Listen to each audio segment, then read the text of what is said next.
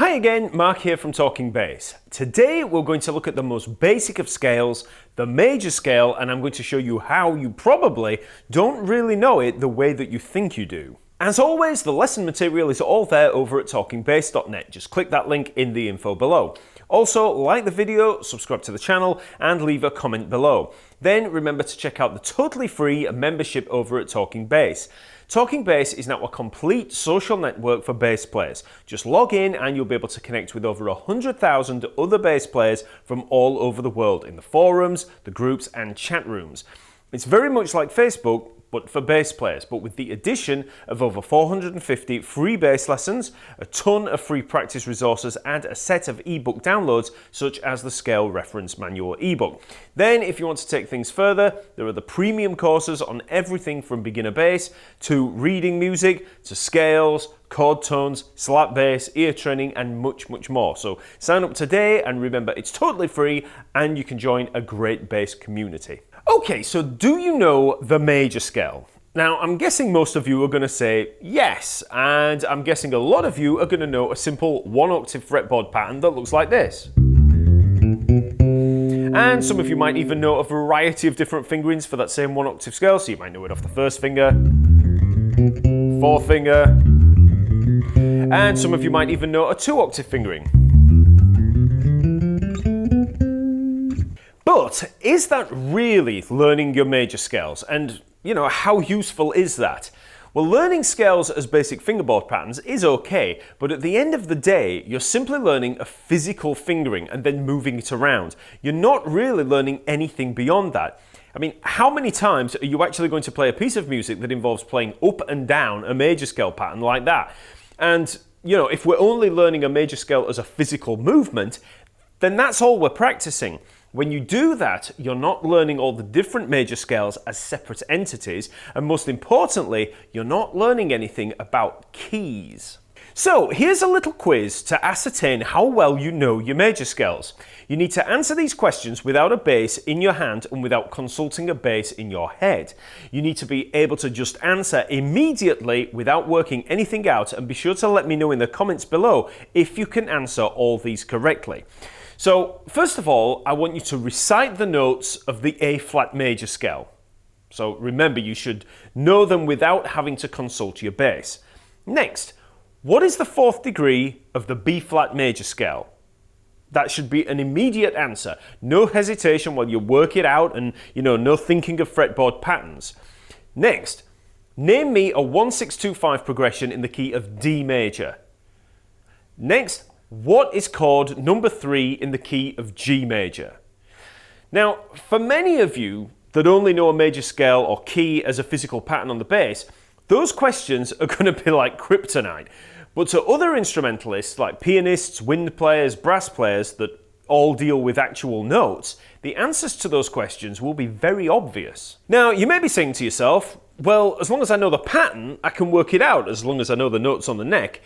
And yes, you can, as long as you know the notes on the neck well enough, which is another problem that bass players run into.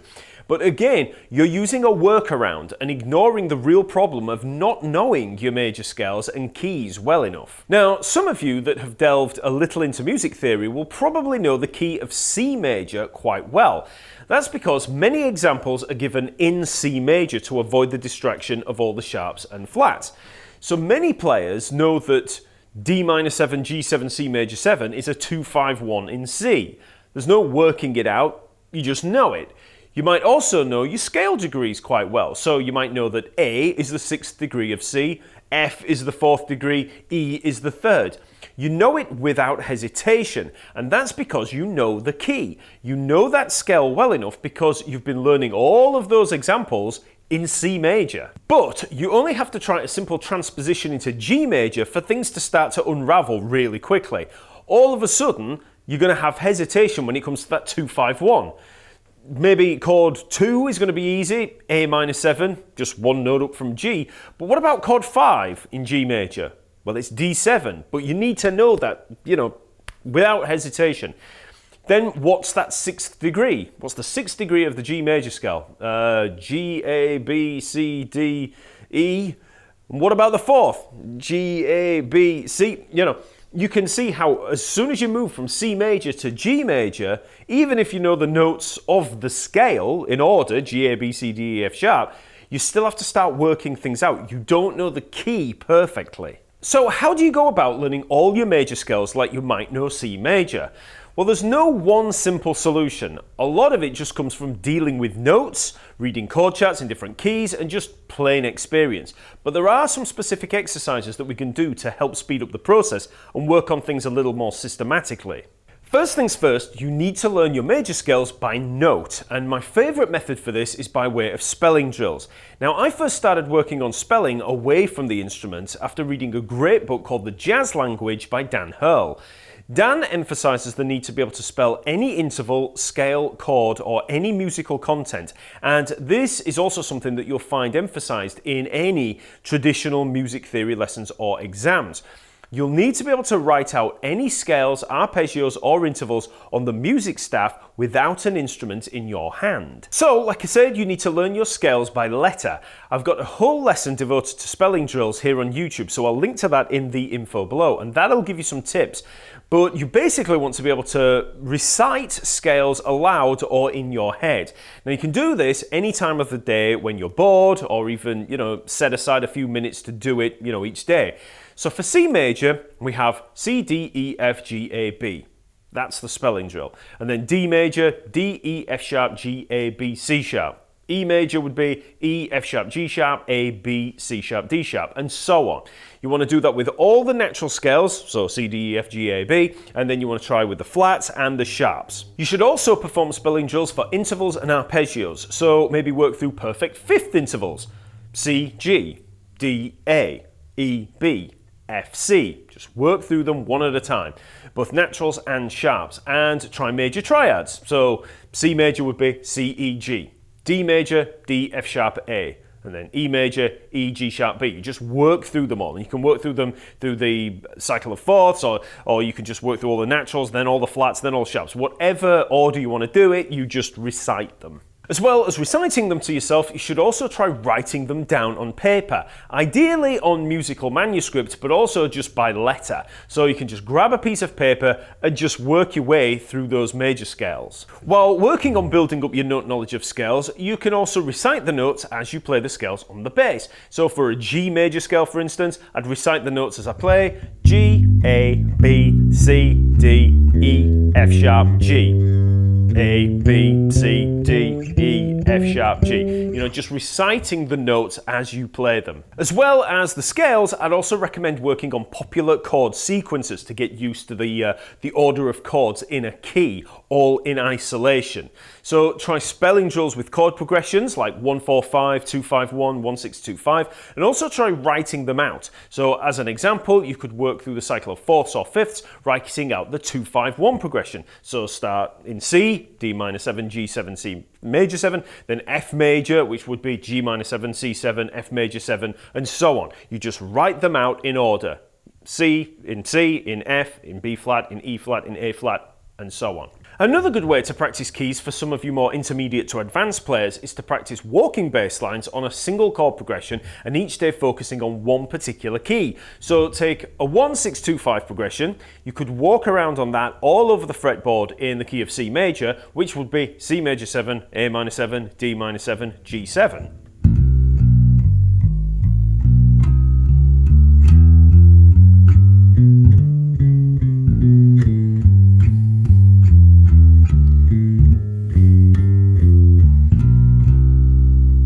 Then the next day you could switch to F major, which gives us F major 7, D minor 7, G minor 7, and C7. So you really have to, keep thinking of what those chords are all the way through. So F major, D minor, G minor 7, C7, F major 7, D, G minor 7, C7. Okay, so you're constantly thinking of what those chords are, and if you know that's a 1-6-2-5 progression, you're thinking of it there, all those chords positions in that key. It's going to really help with learning that progression and, subsequently learning what the actual individual chords are within that key. So, like I said, you can try that progression through all the keys, working through the cycle of fourths, B flat, E flat, A flat, etc. And one of the reasons that this works well is because with walking bass lines, you can't really rely too much on fretboard patterns for the chord progressions. You really need to learn the progressions by note and work all around the fretboard, aiming for the next chord at all times. And remember, you can try this with a number of different chord progressions, including complete songs. So all you have to do is take a song, and then you transpose it to a new key. So if you learned a tune in C, you then transpose the whole thing to F, and then you can try B flat, E flat, and this practicing a tune through all of the keys is a staple part in all areas of jazz education. So there we have a few very basic exercises for working on scales on a little bit of a deeper level. So number 1, try spelling drills for all major scales and all intervals. Number 2, recite the notes of a scale as you play them. Number 3, recite and write out chord sequences in every key. And 4, practice walking bass lines on chord progressions in all keys. So we're basically trying to exercise our brain rather than our fingers and learn scales by note rather than by fretboard pattern. Okay, so please like, comment and subscribe to the channel and follow the link below for the lesson material. Then you can sign up to the TalkingBass network and membership to gain access to a massive community of like-minded bass players and a ton of bass practice resources and downloads. Okay, I'll see you next week.